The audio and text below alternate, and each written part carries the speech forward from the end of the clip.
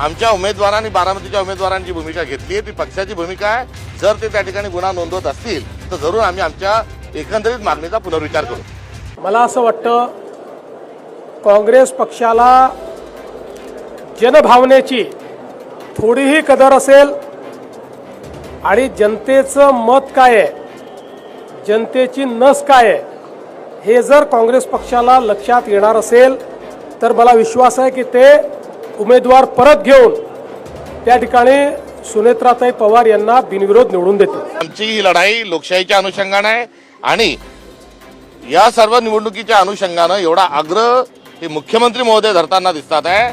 त्यांना मला सांगायचंय की एवढा आग्रह आणि एवढं लक्ष जर आपण अजित पवार साहेबांच्या अपघाताला घातपात आहे का अपघात आहे या संदर्भात जर दिलं असतं, तिथला ब्लॅक बॉक्स का मिळत नाही या अनुषंगाने चौकशी केली असती तर अधिक बरं झालं असतं। आमच्या उमेदवारांनी बारामतीच्या उमेदवारांची भूमिका घेतली आहे ती पक्षाची भूमिका आहे। जर ते त्या ठिकाणी गुन्हा नोंदवत असतील तर जरूर आम्ही आमच्या एकंदरीत मागणीचा पुनर्विचार करू।